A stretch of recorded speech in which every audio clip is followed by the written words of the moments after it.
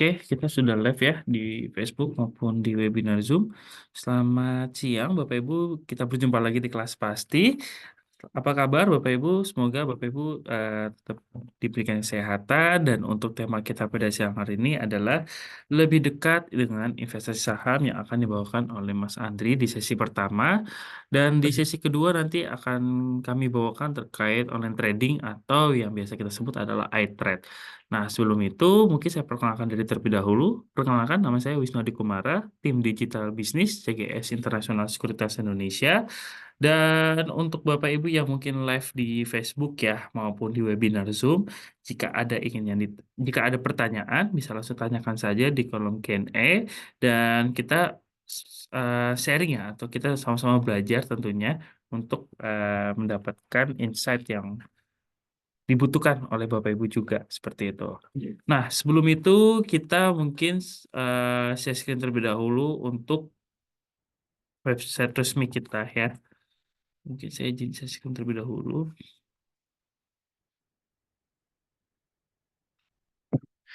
Oke, saat ini di layar kaca Bapak Ibu semua, ini adalah website resmi dari CGS International Sekuritas Indonesia. Dan di sini kita banyak sharing informasi yang Bapak Ibu tentunya bisa dapatkan seperti itu ya. Ya, yang pertama biasanya kalau kita di flyer ini, kita kalau ada promo kita akan tampilkan. Lalu kita juga ada reksadana ya atau trade fund. Jadi kalau misalnya untuk sebagai alternatif produk gitu selain equity atau saham bisa menggunakan atau bisa mengalihkan investasinya menggunakan reksadana seperti itu. Nah, di sini untuk scan barcode registrasi bisa di-scan aja menggunakan smartphone. Jadi pembuka rekening kita juga secara online hanya sentuhan jari tentunya bisa melakukan pembuka rekening saham. Dan untuk prosesnya jika tidak ada kendala itu 1 hari sudah jadi ya akunnya. Jadi tunggu apa lagi? Buka rekening sekarang dan Bapak Ibu tentunya bisa melakukan pembelian saham ataupun pembelian reksadana seperti itu. Dan tentunya di sini juga banyak produk yang bisa dibeli ya di reksadana ini. Tentunya nanti kita akan ada seri terpisah gitu ya atau pembahasan lebih lanjut terkait reksadana. Nah, untuk mengetahui jadwal kelas edukasi kita, bisa klik dulu aja di sini, lalu jadwal kelas edukasi. Nah, biasanya kita akan sharing edukasi kita di sini ya. Jadi biasanya kami tim digital kolaborasi bersama tim research gitu ya untuk membahas tema-tema yang menarik tentunya. Lalu di sini juga ada edukasi investasi ya. Di sini kita memiliki seperti apa namanya? Sebentar, agak sedikit. Nah, di sini berita pasar modal ya. Di sini kita akan update berita secara real time ya tentunya. Dan untuk edukasi ini kita membuat lebih menarik ya, seperti kayak cerita gitu ya, atau Bapak Ibu bisa membacanya secara mudah di sini. Lalu di sini juga ada riset ya. Di sini kita ada daily trading peaks gitu ya. Untuk mungkin Bapak Ibu bisa cek aja langsung di sini, klik info detailnya dan di sini Bapak Ibu bisa melihat dari analisa teknikal dari suatu saham seperti itu. Nah, untuk pembuka rekening tentunya bisa klik register di sini. Nah, di sini Bapak Ibu bisa memasukkan alamat email yang aktif. Misalnya sebagai contoh wisnuadikumara66@gmail.com ya. Lalu di sini masukkan password yang baru, bukan password yang dibuat ketika create email tersebut. Jadi di sini ada kategori khusus ya untuk pembuatan password ini. Yang pertama adalah minimal 8 karakter, ada huruf besar 1 dan ada angka seperti itu. Lalu tinggal centang di sini, klik register. Nanti akan mendapatkan link aktivasi dari apa namanya? Dari email kita seperti itu. Jadi nanti tinggal klik aja link aktivasinya. Nanti bisa langsung silakan langsung membuka rekening secara online. Nah, untuk yang mengalami kendala ketika buka rekening, tentunya bisa hubungin ke tim CSO kami di sini juga ada nomor WhatsApp-nya dan ada emailnya. Dan untuk jam kerjanya kita dari hari Senin dan Jumat dari jam 8:30 sampai jam 4:30 waktu Indonesia Barat seperti itu. Oke, itu aja ya Bapak Ibu. Dan mungkin di sini sudah ada Mas Andri yang akan membahas tema kita pada siang hari ini. Oke, waktu udah tepat dipersilakan. Yes. Oke, thank you Mas Wisnu atas openingnya. Kita bisa langsung mulai sesi kelasnya ya. So, selamat siang Bapak Ibu semua, Sobat Invest yang bergabung siang hari ini. Gimana kabarnya? Semoga sehat-sehat selalu ya. Kita kembali lagi. Mungkin udah pernah ada yang ikut kelas pasti ya, di mana sesi ini kita akan bahas topik-topik yang menarik pastinya dan bermanfaat ya untuk menambah insight teman-teman seputar investasi saham. Sebelumnya salam kenal kembali ya, saya Andrian dari Retail Research ya, teman-teman. Dan topik untuk siang hari ini kita ringan-ringan aja ya, jadi topiknya nggak berat. Jadi apalagi buat mungkin untuk pemula khususnya, buat yang kepo soal investasi saham itu apa. Nah, jadi mungkin hari ini cocok nih ya topiknya. Jadi di sini saya akan coba kasih gambaran atau perkenalan ya tentang investasi ke saham khususnya. Harapannya biar teman-teman makin paham dan nggak ada misleading lagi ya, agar nggak terjebak sama yang namanya investasi bodong gitu ya. Jadi itu sih harapannya. Jadi biar dapat gambaran lebih clear soal apa sih saham sebenarnya dan plus minus dari investasi saham itu seperti apa. Nah, kita akan bahas. So, jika ada pertanyaan, nanti boleh disampaikan aja melalui kolom Q&A. Nanti after materinya selesai, kita akan bahas ya. Oke, so kalau kita ngomongin soal investasi, ini akan relate banget ya, biasanya terkait dengan masa depan teman-teman, ya. Di mana tentunya untuk menuju ke masa depan tersebut, kita biasanya udah nyiapin planning gitu kan. Saya nanti di tahun sekian mau beli apa, mau punya apa gitu ya. Mungkin teman-teman ada yang punya impian mau bangun rumah berapa lantai gitu ya, atau mungkin mau lanjut kuliah lagi sampai S2 atau terusin S3-nya, atau ingin membeli barang-barang impian ya, bebas-bebas aja ya kita memimpikan suatu hal yang kita inginkan gitu ya. Dan itu kita targetkan di masa yang akan datang nanti akan terwujud.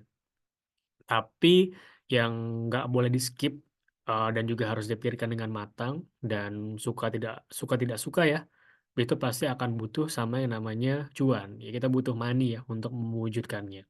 So, harapannya teman-teman jangan cuma berkhayal aja atau bermimpi aja, ya tapi biar benar-benar terwujud, apalagi dari segi waktu biar efisiensi juga ya, biar mungkin lebih cepat jangka waktu untuk sudah terwujud, maka dari segi money-nya atau dananya perlu dipersiapkan. Nah, di sini relate banget dengan investasi. Dengan kita berinvestasi, nanti akan membantu kita untuk mengembangkan aset yang kita miliki agar membantu kita untuk mewujudkan impian tersebut pastinya ya. Karena jangan sampai impian itu hanya lewat jadi sekedar angan aja, Bapak Ibu ya. Nah, ngomong-ngomong soal investasi, secara definisi ya simply sebenarnya sebuah activity di mana nanti kita akan menempatkan sebagian dana kita ke satu instrumen yang mana nanti kita bisa mendapatkan keuntungan atau return, imbal hasil di masa yang akan datang. Ya, jadi inilah yang nanti akan menambah pundi-pundi pendapatan kita, menambah income kita, Bapak Ibu. Ya, dan investasi ini juga bisa disebut jadi satu alternatif cara ya, mungkin tanda kutip ya kita ngebikin uang ini bekerja untuk kita. Mungkin selama ini seolah kita bekerja untuk uang ya, tapi gimana cara kita coba buat uang ini bekerja untuk kita gitu ya.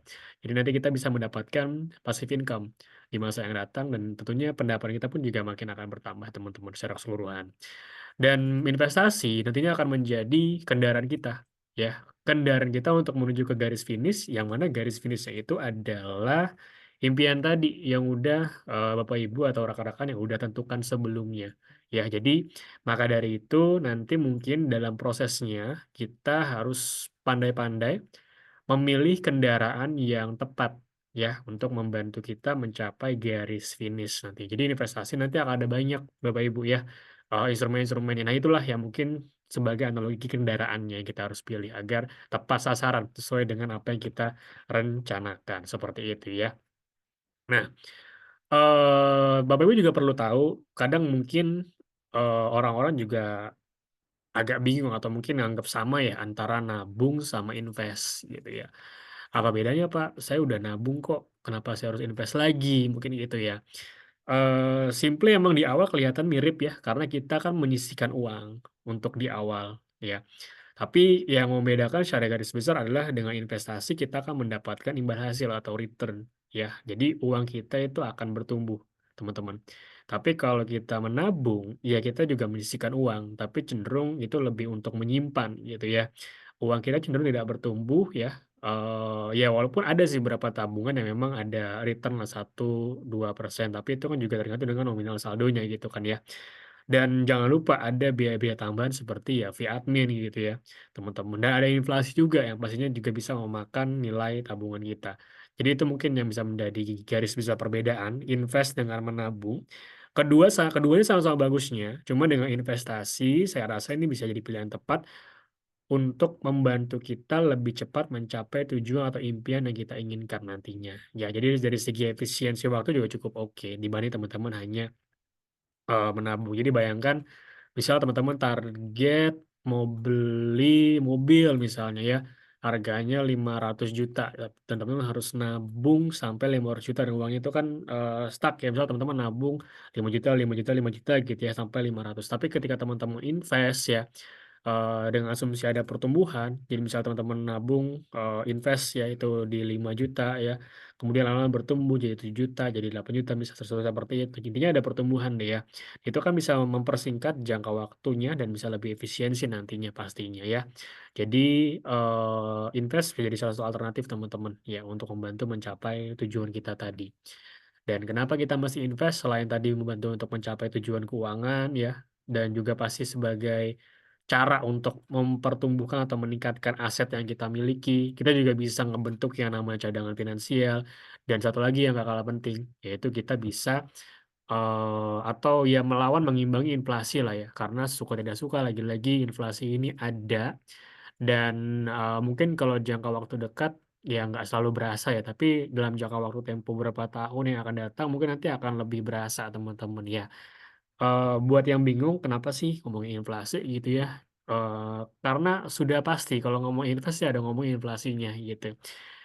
Simply inflasi kan suatu fenomena ketika harga-harga produk atau barang atau jasa itu mengalami kenaikan secara keseluruhan gitu ya. Mungkin yang contoh misalnya dulu kita makan mie ayam, harga mie ayam sekarang berapa ya? Mungkin di sekitar 15.000 20.000 tapi dulu mungkin bisa dibeli semangkuk itu hanya 3.000 gitu ya. Nah itu kan ada perbedaan nilai nominal dan nggak menutup kemungkinan mungkin nanti 15 tahun yang akan datang, mie ayam yang sekarang bisa dinikmati dengan hanya 15.000 mungkin akan kita perlu rogoh kocek sampai 30.000 atau 40.000 minimal untuk menikmati semangkuk mie ayam, gitu. Jadi, perlu dicermati adanya perbedaan ya atau ya itu perbedaan nilai uang teman-teman dari masa ke masa karena ya inilah namanya inflasi. Maka dari itu untuk melawan ya untuk mengimbanginya minimal kita kenal ya sama investasi karena di sinilah kita akan membuat uang kita itu akan bertumbuh atau tidak stuck pada akhirnya teman-teman ya. Oke. Nah, satu lagi saya mau ngasih tahu jadi buat teman-teman sebelum invest itu wajib kenal sama yang namanya profil risiko. Profil risiko di sini maksudnya adalah nanti, kita itu bisa lebih mentoleransi berbagai hal-hal yang ya gini teman-teman, namanya kita berinvestasi, nomor satu adalah, oke dia bisa ngasih return yang memang menguntungkan, tapi juga ada risikonya. Nah risiko tersebut itu harus kita bisa toleransi. Nah tapi setiap orang itu punya batas toleransi yang berbeda-beda. Toleransi saya, toleransi Mas Wisnu, mungkin Bapak Ibu yang nonton jelas jelas berbeda, gitu ya. Mungkin, Mas Wisnu udah nggak bisa nih handle kalau misalnya sahamnya rugi sampai, 5% gitu ya, karena udah deg-degan setengah mati gitu ya. Tapi kalau saya masih bisa misalnya, itu contohnya, contoh sedikit aja. Jadi, inilah yang perlu dicermati, karena nanti ini akan berpengaruh juga ke cara kita memilih, pertama memilih instrumennya, mau instrumen apa, dan cara kita ya, atau proses kita dalam menjalani investasi tersebut pastinya teman-teman. Jadi kalau nggak kenal apa beresiko itu, menurut saya kurang oke lah. Jadi harus kenalin dulu. Nah, cara kenalnya gimana? Menurut saya sih nggak bisa nanya ke orang, tapi tanyakan ke diri Anda sendiri. Ya, jadi nanti Anda akan menemukan seiring dengan experience biasanya. Kalau dari pengalaman pribadi saya seperti itu. Jadi dari experience, teman-teman. Ya, jadi profil risiko simply ada tiga, konservatif, moderat, dan agresif gitu ya. Dan sesuai dengan urutannya, konservatif, moderat, agresif. Semakin ke agresif gitu ya. Berarti risiko semakin tinggi, namun return yang diekspektasikan juga akan semakin besar, teman-teman, seperti itu. Ya, jadi yang namanya risk profile itu penting, jangan di-skip ya, karena ini akan berpengaruh banget ke cara teman-teman dalam memulai investasi atau dalam prosesnya itu sendiri, ya. Nah, next-nya tadi udah sempat mention berulang-ulang investasi, investasi. Terus investasi yang tepat atau yang oke, yang cocok di mana ya?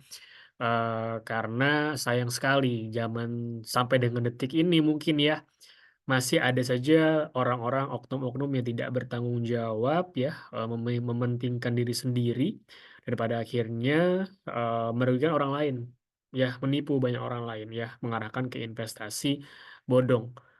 Ya, nah ini yang perlu kita berantas sama-sama ya sebenarnya teman-teman semua, ya.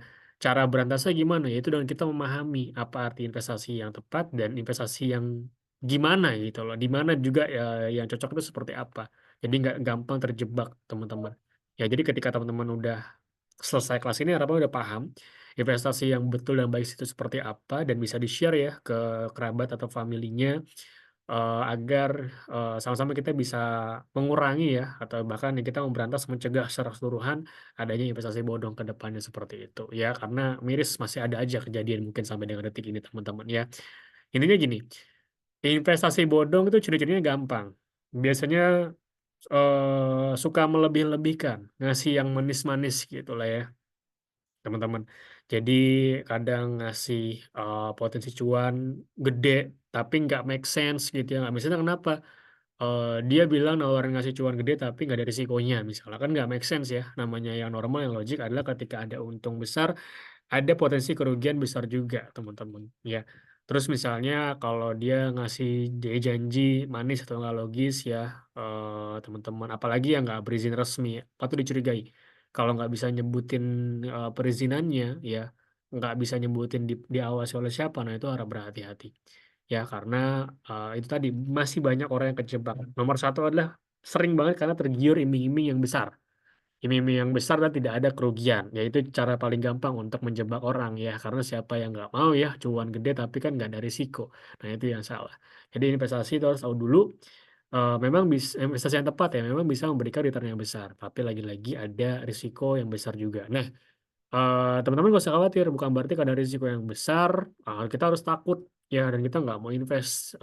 Ada kok emang cara untuk minimalisir. Nanti ada slide setelah ini ya yang teman-teman bisa pelajari. Tapi sebelum itu, saya sedikit sharing dulu, teman-teman. Saya ingin ajak teman-teman semua investasi di pasar modal Indonesia. Jadi kenalan nih sama yang namanya pasar modal. So, pasar modal ini adalah menjadi salah satu sarana investasi yang saya rasa tepat ya, dan juga pastinya legalnya terjamin, terstruktur dengan jelas, dan diawasi oleh otoritas tertinggi kita ya, atau OJK, teman-teman semua. Jadi sudah dijamin lah, secara UU juga ada teman-teman, nggak usah khawatir ini investasi yang bodong ataupun nggak jelas yang arahnya kemana. Ini sudah clear jelas secara undang-undang ada.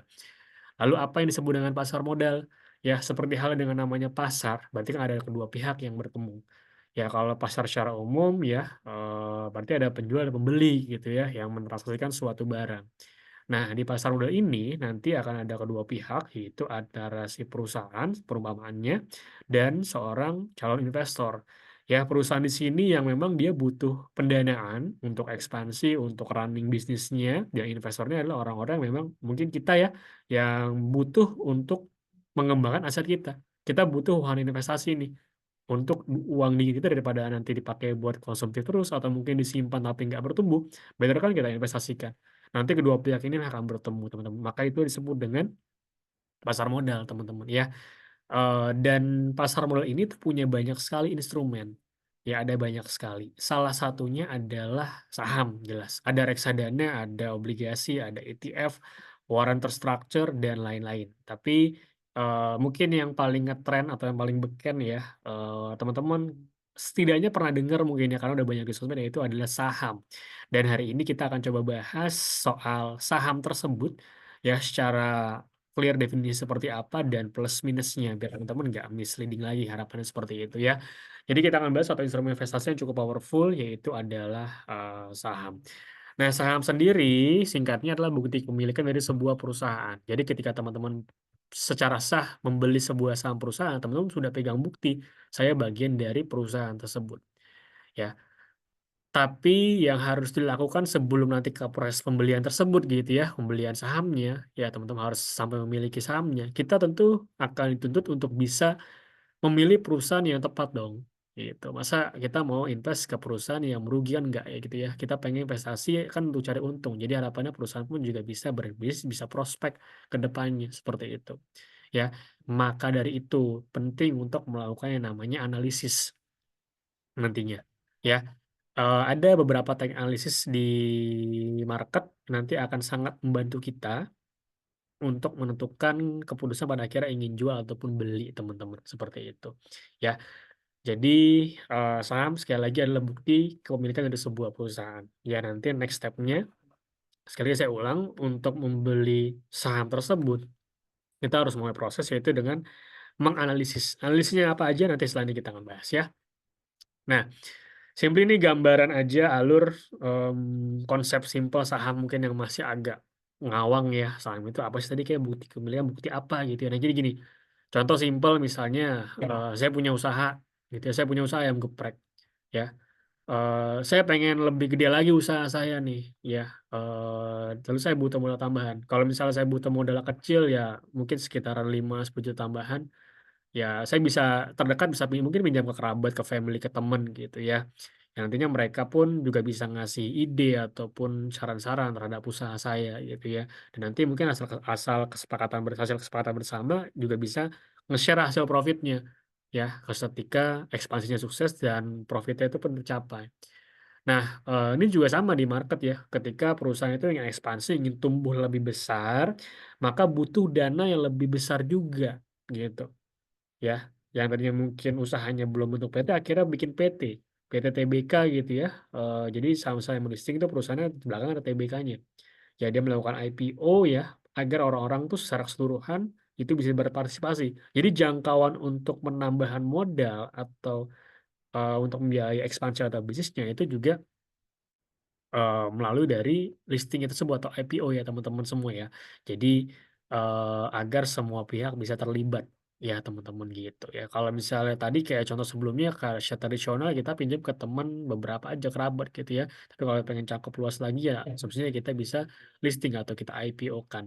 Dan nanti ketika perusahaan bisa profit ya juga sama treatment-nya, kita akan bagi dividen ke para para pemegang saham kita, pastinya seperti itu. Ya itu simply dari konsep sahamnya. Dan lantas kenapa kita pilih investasi saham dibanding yang lainnya ya? Ini saya kasih 4 alasan yang, menurut saya ini oke ya, dan ini menjadi yang alasan yang jelas pada akhirnya ya betul kita harus milih investasi saham. Nomor satu banget jelas resmi, regulasinya ada, jadi nggak usah khawatir ini bodong atau bukan, ini penipuan atau bukan gitu ya. Secara regulasi itu ada, clear, diawasi oleh otoritas tertinggi kita. Yang kedua, aksesnya mudah. Maksudnya gimana? Teman-teman saya rasa sudah familiar ya untuk online shopping, untuk mungkin, perjalanan menggunakan aplikasi ojek online gitu misalnya gitu ya. Jadi udah gampang lah sekarang udah akses smartphone. Nah untuk transaksi saham, jual dan beli, itu juga udah gampang banget zaman sekarang. Udah jelas nggak pakai skrip lagi, udah nggak pakai dokumen paper gitu ya. Udah bisa langsung diakses via gadget teman-teman semua, ya, dan bisa ditransaksikan dimanapun ya, kapanpun selama jam bursa itu berlangsung. Jadi udah nggak ada kata sulit lagi kalau teman-teman merasa aksesnya susah nih, padahal secara online tuh udah bisa banget. Kemudian saham itu sangat terjangkau, jadi buanglah jauh-jauh pikiran bahwa saham ini hanya untuk golongan tertentu. Pada kenyataannya, saham dengan nominal beli itu kurang dari 100.000 pun kita juga bisa investasi gitu sebenarnya. Cuma itu tadi, balik lagi harus lihat perusahaannya, teman-teman. Ya, secara umum sih ya modal 100.000 aja. Mungkin 100.000 itu bisa jadi uang teman-teman untuk hangout atau nongkrong di kafe gitu atau di mall ya. Tapi ini coba kita cicil untuk menabung saham seperti itu. Ya, jadi banyak memang alasan yang cukup make sense dan ini harapannya bisa lebih menenangkan ya. Tadi yang pertama jelas regulasinya. Kalau bodong kan nggak ada teman-teman, nah itu yang harus hati-hati. Lalu keuntungan dari invest saham. Saya bagi dua di sini. Jadi keuntungan yang sifatnya materi atau cuan ya. Ya kita akan dapatkan dividen. Apa sih dividen? Dividen itu adalah keuntungan perusahaan yang memang dibagikan para investor. Jadi kita kecipratan. Perusahaan dapat duit, kita kecepatan duit ya. Simpelnya gitulah. Kalau capital gain itu selisih harga jual harga beli. Jadi misal teman-teman beli itu di 5.000 gitu ya, tapi ketika dijual harganya naik sampai ke 7.000 atau 8.000, itu kan ada selisihnya, teman-teman bisa nikmati selisih kenaikannya. Dan secara non materi atau mungkin nggak sifat cuan gitu ya, pertama partisipasi dalam RUPS gitu ya teman-teman, karena ini pasti akan membantu banget kita untuk lebih memperluas koneksi atau relasi ya, pada akhirnya kita kenal banyak orang baru dan kita jelas dapat experience baru sih gitu. Manfaat yang terakhir, keuntungan dari kita mulai investasi saham adalah wawasan finansial gitu atau kita akan bertambah, itu jelas. Jadi buat teman-teman atau Bapak Ibu yang backgroundnya mungkin khawatir, saya nggak dari ekonomi mas, saya dari teknik atau mungkin saya dari komunikasi atau saya dari sastra, nggak usah khawatir ya. Nanti teman-teman, karena teman-teman akan terus belajar ya, dan seiring berjalan waktu mulai paham tuh bagaimana untuk men-setup finansial yang baik seperti itu. Ya, itu dari keuntungan ya. Kalau kita ngomongin saham sebetulnya, walau selain dari dividen dan capital gain tadi yang dua tadi sih tambah dari saya sebetulnya. Ya, jadi kita bisa ambil opportunity keuntungan, nggak cuma fokus ke uang aja, teman-teman. Nah, ngomongin soal risiko, risikonya di sini kita akan bagi beberapa ya. Mungkin yang paling umum adalah risiko pasar, yaitu adalah kebalikan kebalikan tadi ke capital gain atau selisih kerugian. Anda beli saham 5.000 dijual 3.000 gitu kan, ada kerugian di situ ya. Jadi capital loss yang akibat fluktuasi harga. Dan mungkin yang cukup menjadi perhatian akhirnya adalah ketika khawatir saham itu masuk di suspend gitu ya. Ketika saham itu di suspend ya kan otomatis kita nggak bisa ngapa-ngapain gitu. Kemudian contoh risiko lainnya itu adalah delisting ya, baik secara force ataupun volunteer gitu ya, ataupun secara pay lead ya teman-teman. Jadi perusahaan itu bisa bangkrut worst case-nya banget. Jadi itulah bijak-bijaknya memilih eh jadi itu cara-cara untuk memilih teman-teman agar nanti kita bisa mengoptimalkan investasi kita pastinya, dan kita bisa mencegah atau mengurangi ya, minimalisir risiko yang akan terjadi pada akhirnya. Jadi harus pandai-pandai mengenal risikonya terlebih dahulu. Jadi jangan tahu manisnya aja ya. Jadi saya coba kenalkan risikonya dulu aja. Gimana caranya? Tips and triknya yang pertama banget, gunakan uang dingin.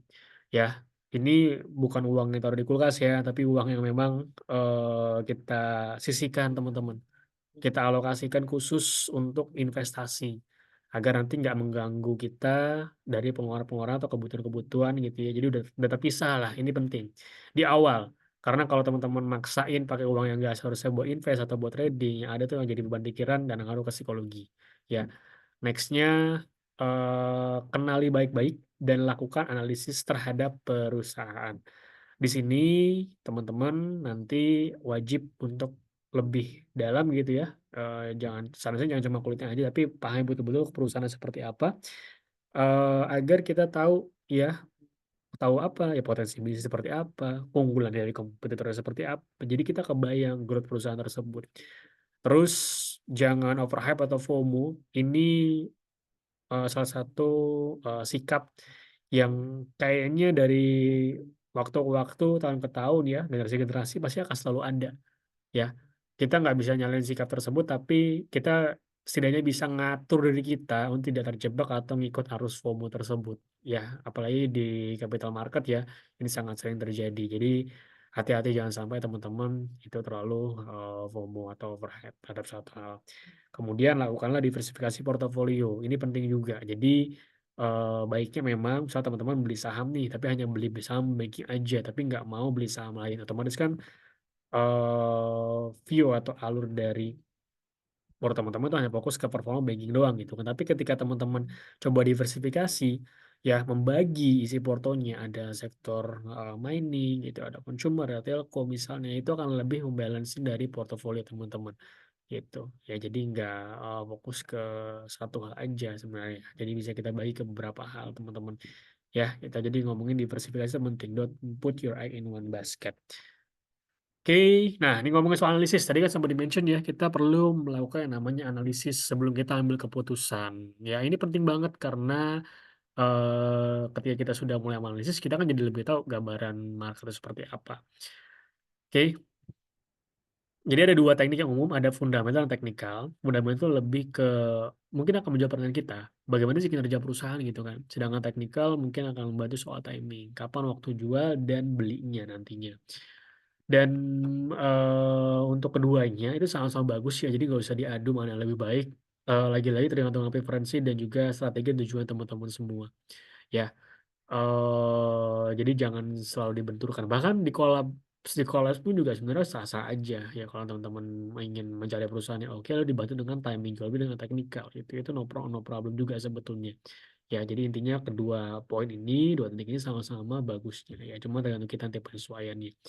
Dan ini saya kasih gambar bahwa banyak sekali saham-saham yang ada di sekitar kita. Ya, mungkin teman-teman baru ngeh, oh iya, ternyata saham ini, ternyata perusahaan ini saham bisa kita beli gitu ya. Jadi kita nggak hanya sebagai individu yang selalu menggunakan jasa atau produknya, namun itu bisa bagian dari perusahaannya gitu loh. Nah, itu yang perlu teman-teman tahu nantinya ya. Jadi dari mulai kita bangun tidur sampai tidur lagi, saya rasa ada banyak sekali saham-saham ya, atau ya produk ya dari tersebut yang bisa kita lihat teman-teman semua ya. Nah, ini gambaran dari journey ESG di mana ya so far ESG kita bullish gitu ya. Walaupun ada COVID yang parah banget pada waktu itu secara visi jangka panjang gitu ya. Ini cenderung short term gitu teman-teman semua. Ya, cenderung low atau cenderung tidak begitu dalam gitu ya, tidak begitu dalam seperti dengan penurunan lainnya atau yang masih bullish sebetulnya ya untuk indeks kita seperti itu. Nah, untuk saham-saham yang ideal itu seperti apa untuk jangka panjang untuk disimpan teman-teman semua ya. Melihat mungkin ada yang mau invest jangka panjang atau ingin nabung saham. Yang pertama profitable, yang kedua itu ada likuiditas yang sehat, yang ketiga konsisten bertumbuh dan worth secara valuasinya teman-teman ya. Jelas kita mau perusahaan yang profit dong untuk bisa memperbesar keuntungan ya pada akhirnya kita bisa kecepatan dividennya oke juga. Liquidity-nya sehat gitu ya, transaksi lancar ya, tidak ada problem sama sekali. Konsisten bertumbuh juga aset-asetnya gitu ya, dan secara valuasi cukup worth gitu ya, atau ya bagus lagi ketika murah gitu kan, seperti itu ya. Nah, sedikit tips and triknya sebelum kita tutup. Jadi teman-teman, pertama-tama ya setelah memang udah mulai investasi pakai uang dingin tadi, kenali core bisnis dari sebuah perusahaan ya. Kadang-kadang teman-teman bisa tahu nanti next step-nya dari SPOT-nya, dari kompetitornya, ya bagaimana the company itu sedang berproses, ya aktivitas bisnis seperti apa. Nah, itu kalau memang cukup melelahkan gitu ya, tapi ini cukup membantu banget teman-teman. Jadi bisa dapat gambar ketika teman ingin compare dengan emiten-emiten lainnya seperti itu, ya. Nah, kemudian pilihlah perusahaan dengan utang yang rendah. Jadi saran saya teman-teman bisa mencari perusahaan-perusahaan atau emiten-emiten yang memang dari segi utang atau kewajibannya cenderung itu tidak akan membebani perusahaan secara keseluruhan. Nah, untuk melihatnya dari mana bisa pakai rasio keuangan, ya debt to equity ratio atau debt to asset ratio yang secara umum ketika angkanya semakin kecil maka dianggap semakin baik. Tapi, saya kasih tapi ya, ini tidak relate atau relevan dengan yang namanya emiten perbankan, gitu ya.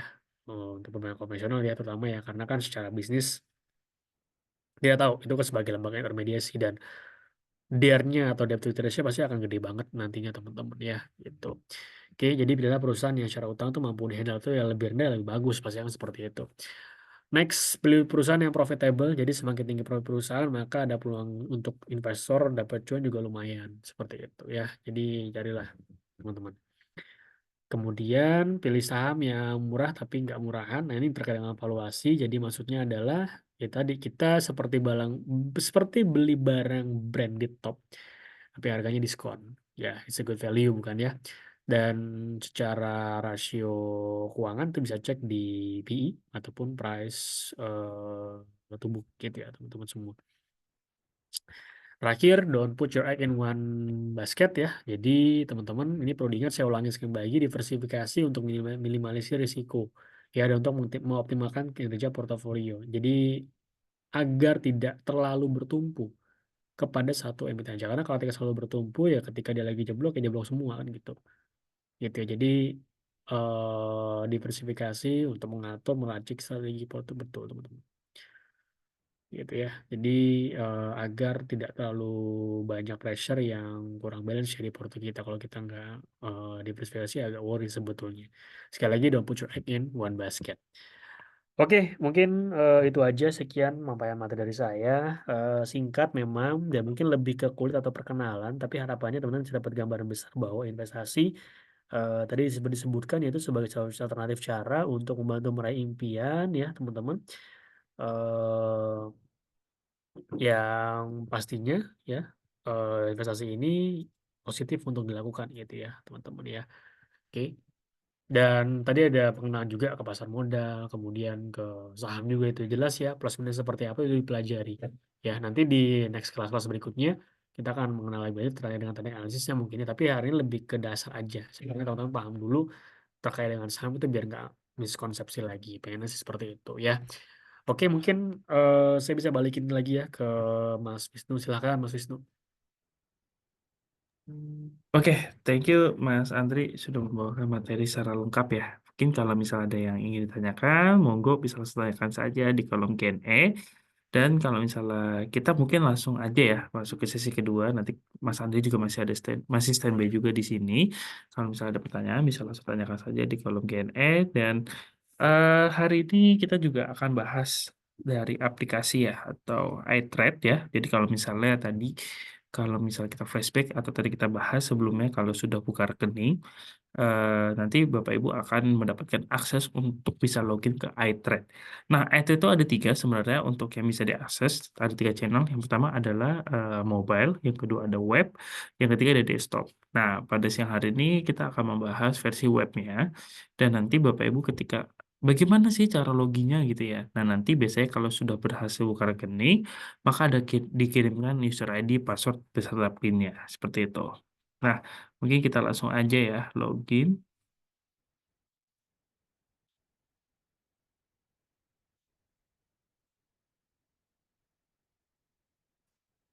Oke, kita coba login.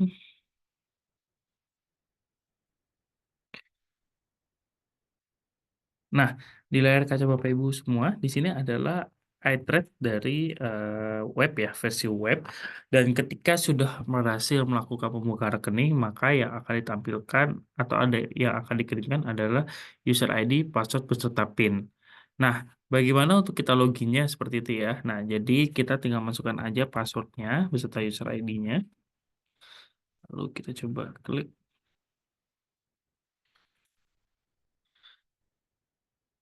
Oke.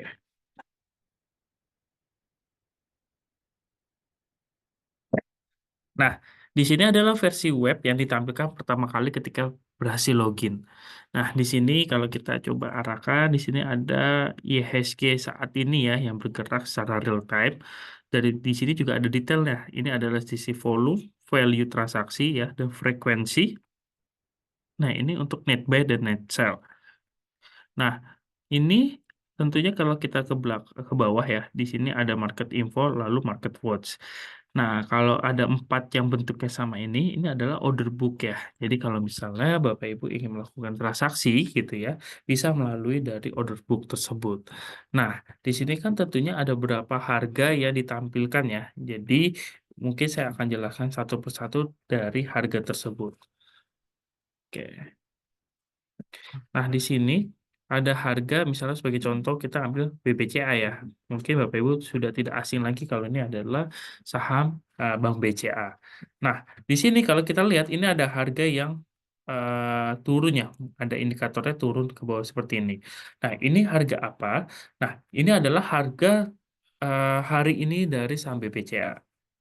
Nah, di sini ada base bid dan base offer. Ini adalah harga bid dan offer pada hari ini, gitu ya. Jadi kalau misalnya kita sebenarnya mekanisme beli saham itu sama dengan kita pengen belanja di eh, pasar tradisional seperti itu ya. Jadi kalau misalnya pasarnya adalah IDX, nah untuk yang jualan-jualannya adalah dari si sekuritas termasuk dari CGS Internasional. Nah, di sini balik lagi ya, base bid atau base offer. Ini adalah harga penawaran terbaik dari bid maupun offer gitu ya. Nah, di sini kalau kita ke bawah ini ada harga open. Nah, harga open ini adalah harga pembukaan saham BBCA hari ini. Nah, lalu di sini juga ada harga tertinggi, maka kalau misalnya BBCA tadi telah menyentuh di harga 9.900. Nah, BBCA tadi sempat menyentuh harga terendah di 9.825 dan preview close adalah harga penutupan kemarin. Jadi BBCA di hari Jumat penutupannya itu di harga 9.925. Seperti itu. Nah, di sini sudah clear ya untuk harga-harganya. Lalu di sini ada lot ya. Nah, lot ini adalah kalau kita membeli satu saham, kita minimal harus membeli satu lot. Satu lot itu adalah 100 lembar saham. Nah, di sini berarti adalah antrian lotnya. Berarti 35.661 ini adalah antrian lot terbanyak gitu ya. Berarti tinggal dikalikan aja 100, berarti berapa ribu. Seperti itu ya, kurang lebih. Lalu di sini ada harganya. Nah, di sini ada harga. Kalau misalnya kita antri di sini, kita beli di bit ini, transaksi kita akan open karena kita belum menemu si penjual ya. Karena penjualnya rata-rata mungkin di harga yang tertinggi ya, atau di harga over antri di sini. Nah, sebagai contoh misalnya saya simulasi, saya order di harga 9.750. Sedangkan Bapak Ibu jualnya pengennya di harga 10.000.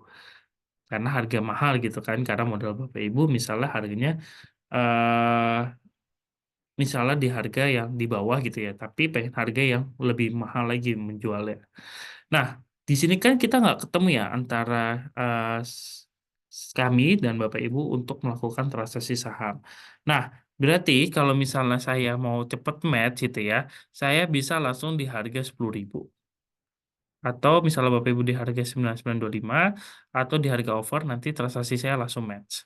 Begitupun sebaliknya, kalau misalnya Bapak Ibu butuh dana yang cepat gitu ya, dan ada risiko, ada kerugian atau profitnya berkurang, bisa di harga bid seperti itu ya. Misalnya Bapak Ibu emang butuh banget menjual saham tersebut, seperti itu ya. Jadi itulah simulasinya. Lalu kalau klik buy di sini atau sell itu kita bisa langsung melakukan transaksi saham. Nah, sebagai contoh, sekarang ini BBC di harga 9875 ya, di offernya. Kalau kita pengen cepet match. Misalnya kita pengen di harga ngantri gitu ya. Nah, 9675, satu lot. Berarti satu lot itu atau 100 lembar saham itu totalnya adalah 969. Tapi itu belum sama fee ya. Jadi di sini akan ada ketahuan dari komisinya seperti itu. Nah, ini yang bisa jadi pertanyaan, berarti berapa sih fee transaksi di CG Internasional? Nah, untuk fee belinya itu di 0,1815 dan fee jualnya di 0,2815 seperti itu. Nah, itu yang biasa jadi pertanyaan nasabah. Lalu kita masukkan aja pin tradingnya. Nah, ketika sudah masukkan, nanti ada confirm order. Nanti ordernya akan masuk di trade, lalu WhatsApp trading di sini ada order list. Nah, di sini ada order kita nantinya. Nah, kalau misal tadi di harga bid, biasanya kemungkinan besar kalau kita beli masih open. Jadi belum ada yang berminat untuk atau kita masih ngantri di harga tersebut. Seperti itu. Oke, di sini market watch yang order book sudah oke ya. Lalu sebelahnya di sini ada running trade. Nah, running trade ini adalah kejadian investor dalam membeli saham tersebut. Jadi kita lihat ada harganya, lalu ada time-nya. Ini harganya real time ya. Lalu dari simbol sahamnya, harga, lots, dan action-nya buy ataupun sell seperti itu. Nah, lalu di sini ada all stock ya. Di sini menampilkan semua saham yang ada di market gitu ya. Jadi sebenarnya tampilannya sama mirip dengan di order book tadi, tapi di sini mungkin jauh lebih detail seperti itu ya. Dan di sini kita lihat ada spesial notasi juga ya yang diberikan oleh bursa. Nah, jadi Bapak Ibu bisa cek aja di website bursa kalau di sini ada spesial notasi dari saham tersebut. Lalu di sini ada kode broker ya. Nah, nanti kalau misalnya broker summary ini kita sudah memperbaiki, maka itu nanti ada urutan dari value transaksi dari broker. Lalu di sini ada indeks di luar ya. Jadi kita bisa menampilkan indeks yang berada di luar. Jadi Bapak Ibu bisa cek dari harga tersebut atau ibaratnya kalau di Indonesia itu IHSG-nya.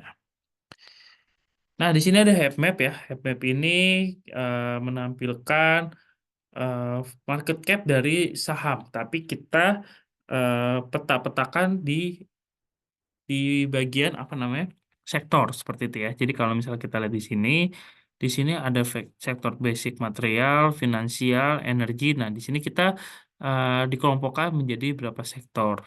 Jadi kalau misalnya ada pertanyaan, kalau perbankan itu misalnya BPCA itu sektornya yang mana? Nah, di sini ada finansial. Nah, kalau misalnya Goto itu kira-kira masuk di mana gitu ya? Dia ada di teknologi. Jadi kalau saham itu ada sektor-sektor yang dipeta-petakan seperti itu, tergantung dari eh, bisnisnya atau dari kinerjanya itu apa, seperti itu. Nah, di sini ada menu one stop trading ya. Jadi kalau one stop trading ini Bapak Ibu bisa melakukan transaksi beli maupun jual seperti itu. Nah, di sini ada menu market watch tapi sudah diminimize seperti itu ya. Lalu di sini ada new order, misalnya kita pengen di harga nginput di harga 143 gitu ya. Nanti tinggal masukkan satu lotnya, nanti tinggal klik buy, nanti tinggal masukkan pinnya seperti itu. Nah, nanti akan muncul di order list di sini. Nah, di sini kita bisa melihat aksinya ya. Misalnya saya coba beli bumi ya, sebagai contoh, bumi coba di harga 74, harga satu lot, kita masukkan pinnya.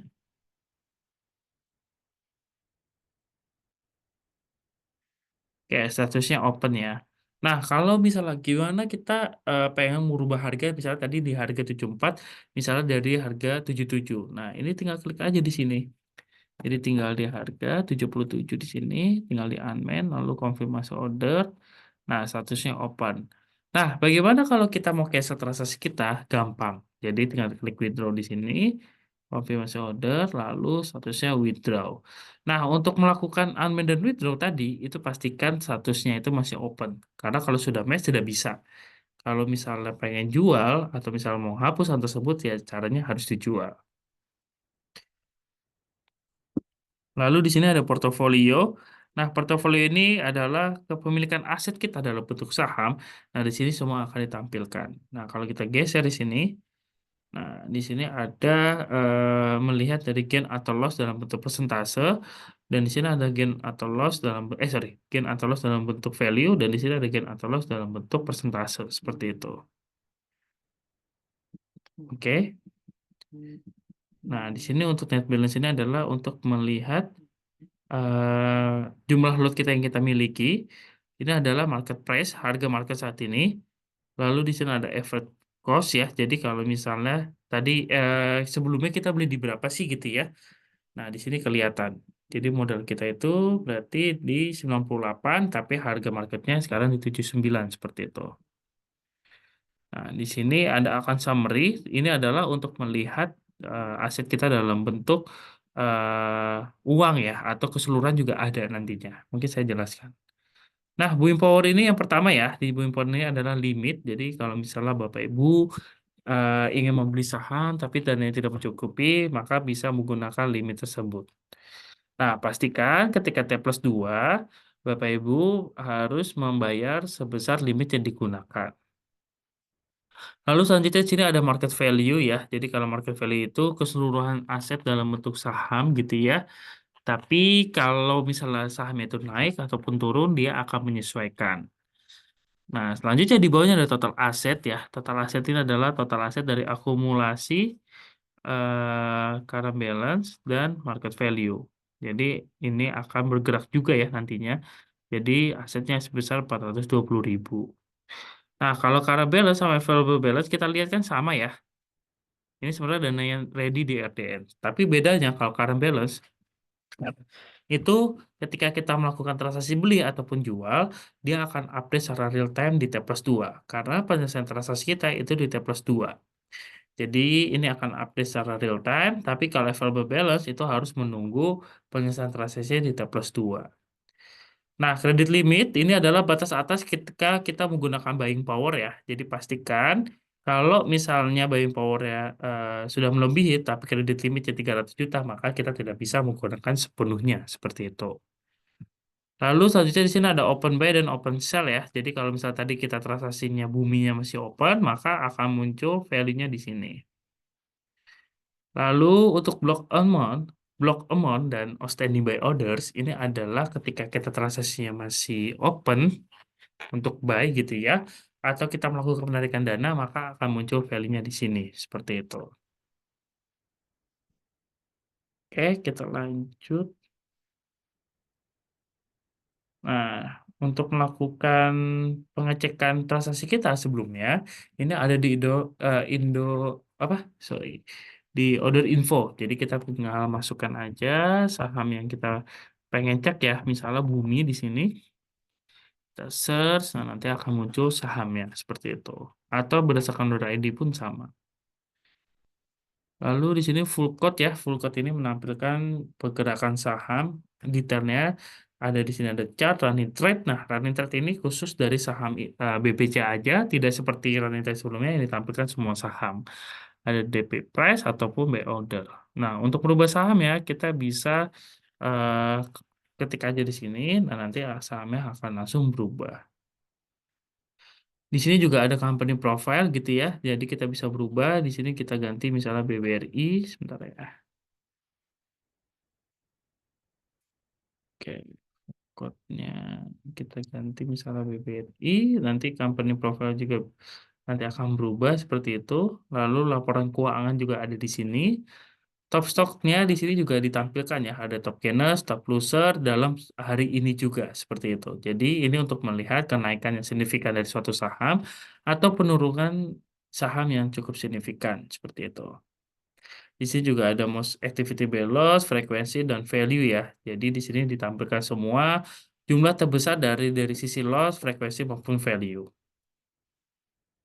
Nah, di sini untuk melakukan penarikan dana tentunya bisa menu di withdraw ya. Jadi kalau misalnya melakukan penarikan dana, kita bisa melakukan penarikan dana secara keseluruhan yang ada di RDN. Nah, biasanya kalau yang buka rekening biasa pertanyaan seperti ini. Apakah ada minimum deposit ketika kita membuka rekening di CGS Internasional? Nah, di sini tentunya tidak ada minimum deposit, tidak ada dana mengendap ataupun biaya admin per bulan seperti itu. Nah, kita bisa melakukan penarikan dana di sini dan untuk menilai statusnya ada di sini. Nah, untuk news kita udah siapkan ya untuk berita-berita terupdate yang bisa menjadi pertimbangan Bapak Ibu dan di sini bisa dibaca secara lengkap. Nah, untuk chart di sini juga kita sudah sediakan, Bapak Ibu bisa menggunakan berapa gambarnya, ada area, ada candle seperti itu ya. Dan di sini kita juga bisa menggunakan beberapa indikator yang Bapak Ibu bisa gunakan dan membantu dalam analisa teknikal seperti itu. Oke, sampai sini ada pertanyaan Bapak Ibu terkait platform. Baik, jika tidak ada, mungkin kita tutup untuk kelas pasti hari ini. Terima kasih Bapak Ibu telah mengikuti kelas pasti. Sampai jumpa di kelas pasti selanjutnya. Terima kasih dan selamat siang.